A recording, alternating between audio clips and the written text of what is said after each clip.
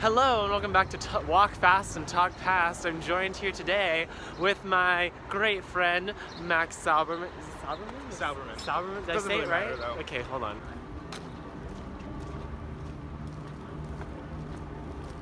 Hello and welcome back to Walk Fast and Talk Past. I'm your host Marty Chandler and I'm joined here today by my great friend Max Sauberman, a senior and a super senior in Pauli Murray College, as you can see by his wonderful shirt.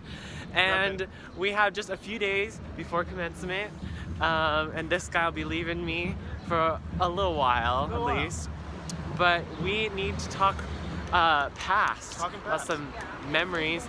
Max was the producer of an incredible show, and I was the stage manager of that show. It was called Saturdays. It was a great new musical written by our friends Walker and Scott, and it went up just a month ago. And we're gonna relive the story of that. So the show was a long time coming. I think Scott wrote the first songs for the show.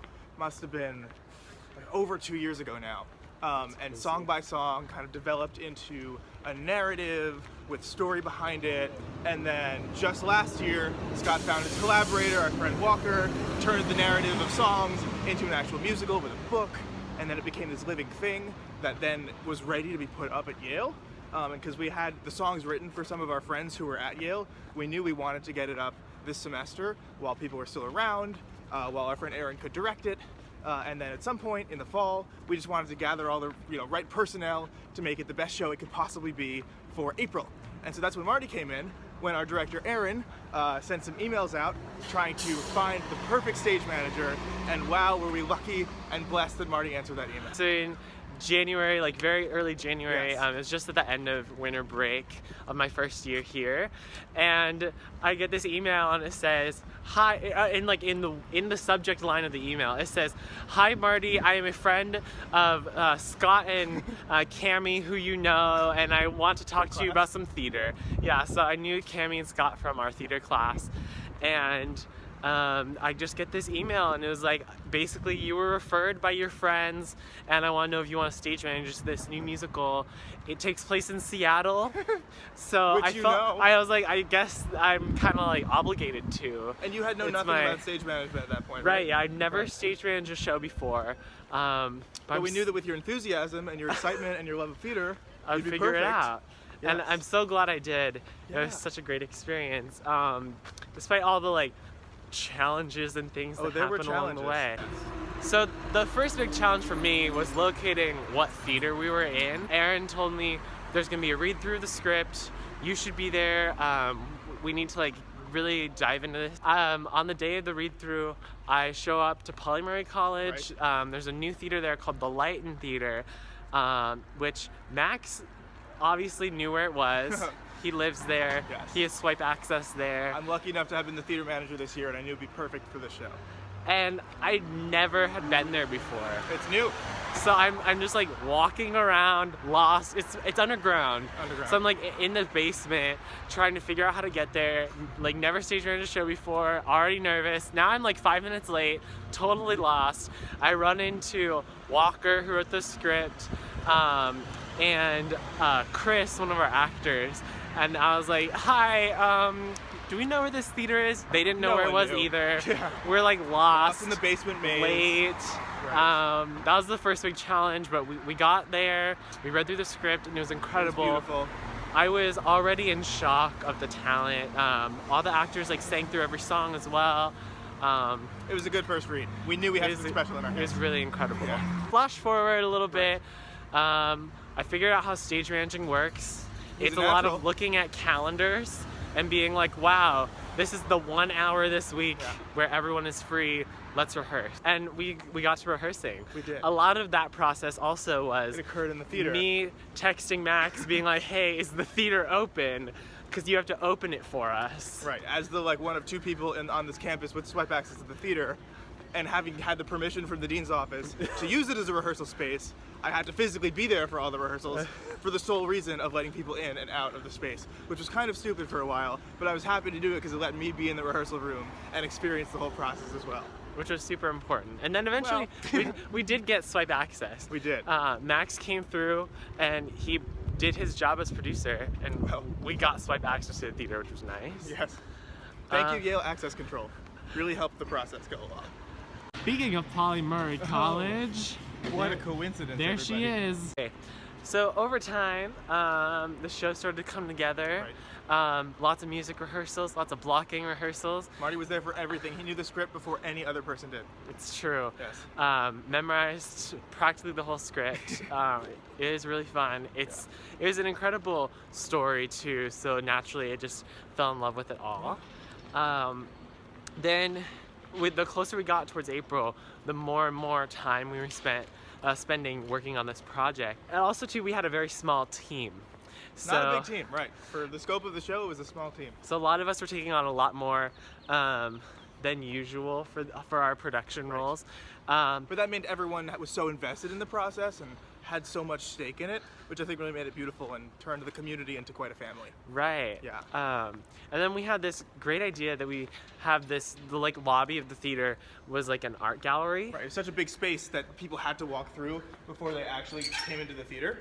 So we had this great idea. We were going to turn the little lobby art gallery area into Kind of an interactive exhibition. right to like psychologically prime the audience Yes. to be ready for this show. Right.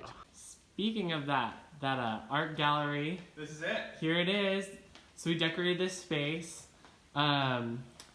to Became a home. look like the for home family. that we talked about. This family in the musical. We created their house in this space. Speaking of the lighting, here we are, still walking fast around the space. That's us. Oh, I should be walking. We're walking. Here we are. But this is the space. This is our wonderful projector that served as our set, which was not my idea, but I'm very glad we implemented. Yeah, so that giant projector, we actually rented a lens. That was Like half of our budget. That was an important part of the process. Yes. And it projected pictures, videos across that giant wall. Very effective use of this like white brick space. We had the band up there. We had this little space here open for actors to use. This Kind of a unique space with lots of backstage and little alcoves, but we made the best use of it given that we kind of wrote the musical around the space, which worked. it's an incredible little space, upstairs seating, and actually lots of fun lights. So right towards the end of the process, we got our lighting designer Ryan in Yeah, here. that black strip right there works wonders. It was phenomenal. Lots of color. But this was also the space of all of the challenges we faced in mounting a production in just a couple of weeks. Acquiring all the props and set pieces, despite most of our set being just projected, we definitely had a big table that served as our major piece for things. And getting that was quite an acquisition. Having to maneuver our way into the YSD props warehouse across town, carry it onto a truck, getting all various Ubers to pick it up, walking through the college. I almost broke my finger. Were you there when I almost broke my finger? I wasn't. Okay, when I carried the table, almost broke my finger. Theater is about sacrifice. It is, but we have a first aid kit in the theater because, of course, they designed it well. And so we had to. Acquisition was quite a story that involved the both of us.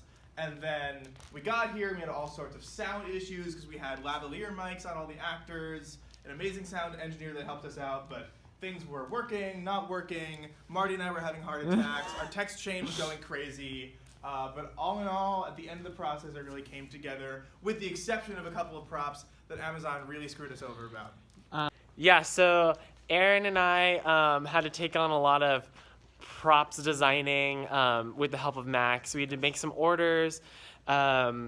We wanted like tablecloths and random things on Amazon. And in the script, one scene actually called for pasties, Right. which Not a normal prop that like would be at Yale, so we had to kind of find it up on our own. was interesting. We spent some late nights looking on Amazon for pasties. I think all of our search histories now are like suggesting things on Amazon. You know, it says like other people bought this after searching these things. We also learned how to roll our own joints on our own because that was a prop that was called for. As always, there were a couple problems with that, and we never got those pasties from Amazon. The order came really late. So Erin spent her afternoon getting ready for the show by making some pasties out of cardstock and yarn. But now we have to go get those pasties still. We still haven't picked them up, and I think they're waiting at the Student Receiving Center. So what better way to, walk fast and then to walk fast to the Student Receiving Center and see if it's there. Let's go. We are on our way to the package receiving center. Yeah, fingers crossed it's still there. I doubt it, but we'll see. But we still have more Saturday stories to tell you. Again, we have a very small team, not as many people to execute all of the tasks. And we knew Marty was excited and proactive and very into the whole kind of immersive aspect of the show that I was also really about in the way that I was producing things. So when it came to developing plans for marketing and for this whole exhibition things, kind of things that existed outside of the world of the show, I knew I could enlist Marty as kind of one of my two right-hand people to help execute those tasks, and boy did my team do brilliantly on that front. So we got our friend Kira. She's also incredible. She also worked as another associate producer. She's great. And between the three of us, Kira, me, and Max, we did lots of producing, marketing. We created this art installation in the art gallery that you just saw. We edited individual, we edited individual pictures to add to a Facebook page we created for the show. We had a photo shoot. We had photo shoots. Architected a couple of additional photo shoots that never actually happened, but they were good ideas. Lots of brainstorming, lots Yes. of late meetings. Very late meetings, especially when we were creating the exhibit itself. We were in the Center for Engineering, Innovation, and Design until, I'd say, 2-something in the morning. Yeah, 2 or and we moved back 3. into the theater for another hour of hanging things up. It was quite the experience.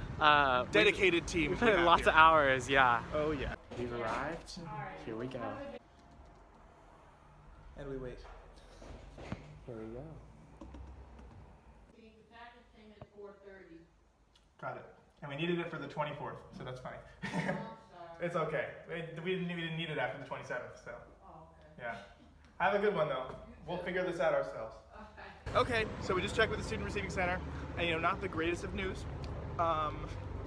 So after 14 days, the Student Packaging Center sends things back to the shipper, which is fine, I knew that. But the thing with these pasties is that we needed them before the 24th as the last possible day. And of course they didn't come until the 30th, which was after our entire run. So what incentive did I have to even pick it up? So of course, I waited. I had finals, I had lots of things to do. And so we finally did this today, and they sent it back this morning. So we missed it by this much, which is just the right karma for the situation. Sorry, wow. Crystal Sweet. Anyway, I think altogether, the whole run of Saturdays was such an incredible experience. Yes. And it continues. And it continues. It is now going to the New York Musical Festival, NYMF, July 18, 19, 21, this summer in New York. More information online, hopefully before this video comes on YouTube, but who knows. And then in the fall, thanks to this guy, hopefully a cast album will be in development as well. So Saturdays will live on, and it's an incredible show that I think should continue to live on. Yeah. Altogether, I'm so glad that Saturdays brought me and Max closer together. I'm He's so thankful my, for this friendship. my third or fourth Froco. Proud to do it. That is close to my heart. Yes. So. Anyway, that concludes this episode of Walk Fast and Talk Past, and this season of Walk Fast and Talk Past. And we'll see you season 2. next time. Bye.